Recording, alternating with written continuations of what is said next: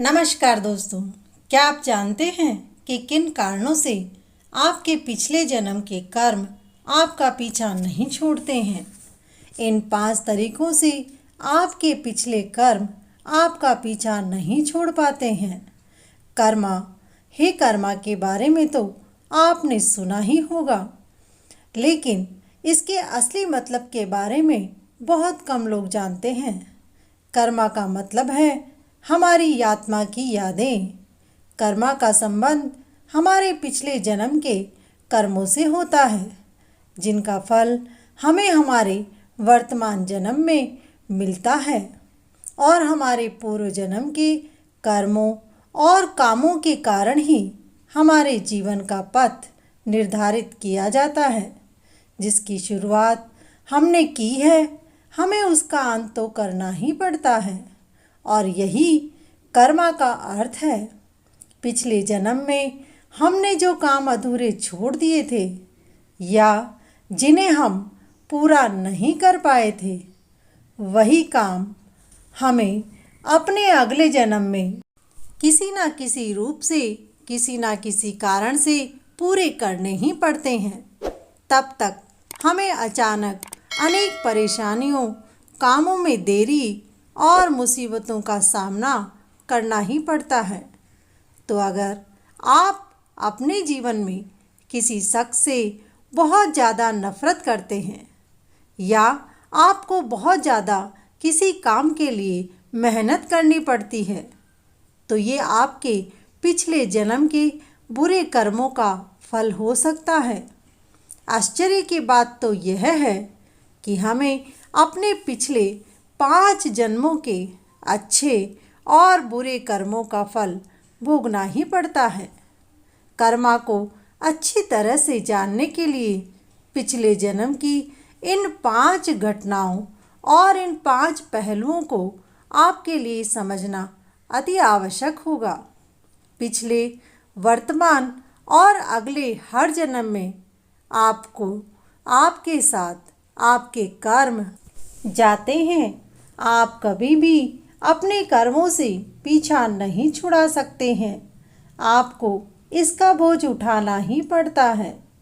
कुछ लोगों को तो बड़े लंबे समय तक भी अपने कर्मों का फल भोगना ही पड़ता है। माता, पिता, भाई, बहन, दोस्त, अपना जीवन साथी, आपके जीवन में ये सभी रिश्ते और सभी लोग किसी न किसी कारण से आपके पास आते ही हैं। इन्हें नीतिपूर्ण आपके जीवन में भेजा जाता है। आप इन्हें छोड़ सकते हैं, लेकिन इस बीच आपका कर्मा आ जाता है और आप चाहते हुए भी अपनी इस इच्छा को पूरा नहीं कर पाते हैं।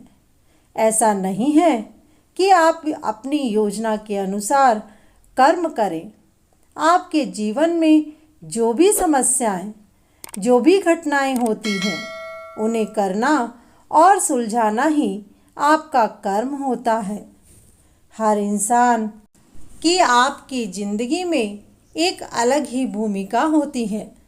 वो आपके जीवन में क्यों साथ में रह रहे हैं, आपको क्या सिखाने आए हैं, आपके साथ इतना समय क्यों बिता रहे हैं, ये सब कर्म पर निर्भर करता है।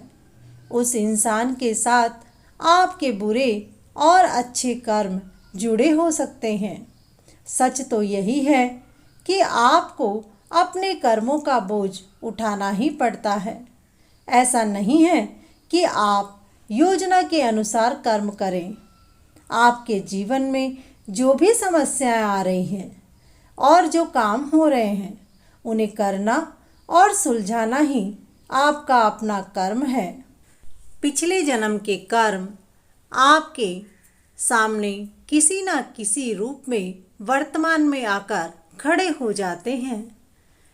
इसका मतलब यह है कि आपके जीवन में जो कुछ भी आता है, वो आपके पिछले जन्म के अच्छे और बुरे कर्मों का ही फल होता है।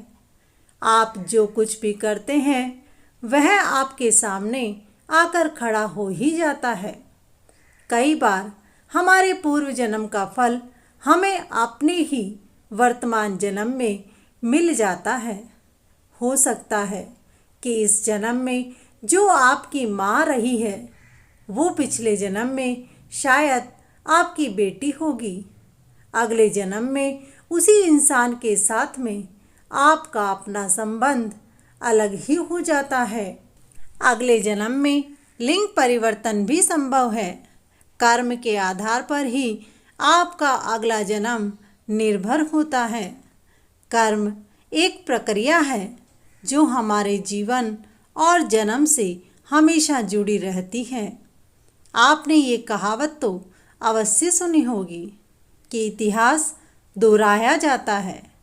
हम जो भी काम करते हैं या जो भी बात कहते हैं वो आगे चलकर हमारे सामने ज़रूर आ जाती है। अपनी गलतियों से सीखना ही सबसे बढ़िया कार्य होता है और यही आपके कर्मों को सुधार भी देता है। कर्म आपके जीवन की दिशा को बदल सकते हैं। एक ही इंसान एक ही तरह की गलती को बार बार क्यों करता है?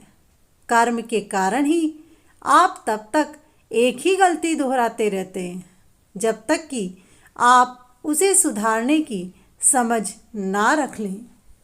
इसी कारण से आपको अपने आत्मा का निरीक्षण करना चाहिए।